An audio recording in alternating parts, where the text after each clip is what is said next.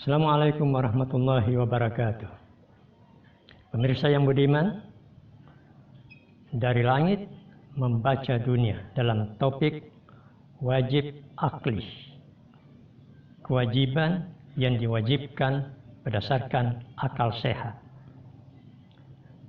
Besarnya jumlah warga muslim di Indonesia merupakan kebanggaan tersendiri bagi Indonesia sebagai bangsa dan negara muslim terbesar di dunia. Besarnya jumlah warga negara yang muslim juga melengkapi kebanggaan Indonesia sebagai negara berpenduduk terbesar keempat di dunia. Dari satu segi, kebesaran dalam hal jumlah adalah kebanggaan. Tapi dari segi yang lain, bisa berarti masalah. Dengan jumlah penduduk terbesar ketiga, tapi dengan kualitas penduduknya yang rata-rata baik pada banyak bidang, Amerika Serikat disebut sebagai negara adikuasa. Cina saat ini dengan jumlah penduduk terbesar pertama sedunia berusaha keras agar bisa terkuat di bidang ekonomi dan ilmu pengetahuan.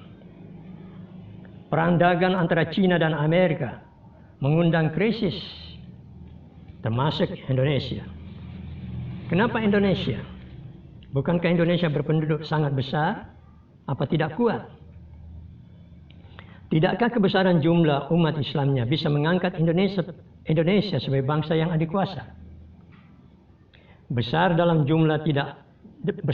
jumlah pemirsa yang budiman tidak otomatis membawa berkah. Besar dalam jumlah tapi kecil dalam kualitas dapat berarti masalah, bahkan malapetaka.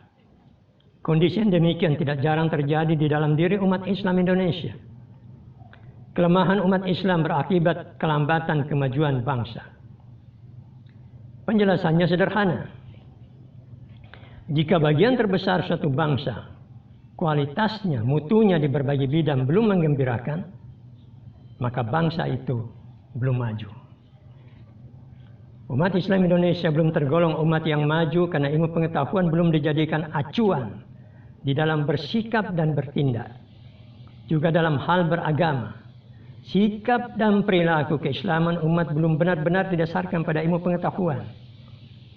Prasangka yang berujung dosa, ditambah suasana sebaran hoaks kebohongan di tengah-tengah kehidupan masyarakat kita, membuat umat terpapar dalam ketidakberdayaan. Jika tidak selekasnya umat membangun iklim keilmuan di dalam dirinya, kemunduran bukan hanya menimpa umat, tetapi juga bangsa ini.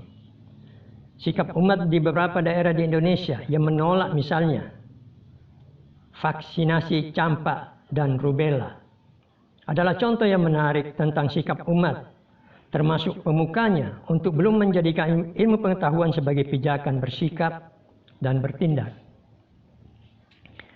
Sekalipun penjelasan ilmu begitu terang menjelaskan ancaman dan bahaya campak dan rubella, pemuka umat masih menunggu fatwa keagamaan. Padahal di bidang pemikiran Islam ada pijakan keagamaan yang disebut wajib akli. Wajib akli ialah akal yang membimbing dan mewajibkan kita untuk melakukan atau tidak melakukan sesuatu. Dalam konteks vaksinasi campak dan rubella, sudah memadai jika yang dipakai adalah wajib akli. Berdasarkan keterangan ilmu kedokteran dan kesehatan, akallah yang mewajibkan kita untuk mendukung vaksinasi tersebut. Wajib akli juga mengandung ajaran adanya dosa sebagai akibat meremehkan kebenaran ilmu yang ditunjukkan oleh akal sehat itu. Pemirsa dan penonton yang budiman, begitulah seharusnya pula kita menghadapi wabah pandemi COVID-19 saat ini. Jika ilmu pengetahuan memberi tuntunan tentang apa yang wajib dan haram dilakukan dalam menghadapi wabah ini, kita jadikan sebagai wajib akli, akal sehat yang mewajibkannya, atau haram akli, karena akal sehat menerangkan bahaya, mudarat, bila kita tidak patuhi kewajiban dan keharaman akli tersebut. kita memaksakan diri berjumat di masjid, bersolat jamaah di masjid, bertarawih di masjid, dan lain sebagainya.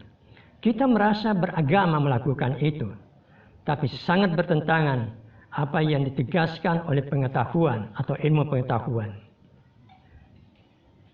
Pemirsa dan penonton yang budiman, jangan kita merasa melaksanakan agama padahal tampak sebagai kebodohan menurut akal sehat dan ilmu pengetahuan. Assalamualaikum warahmatullahi wabarakatuh.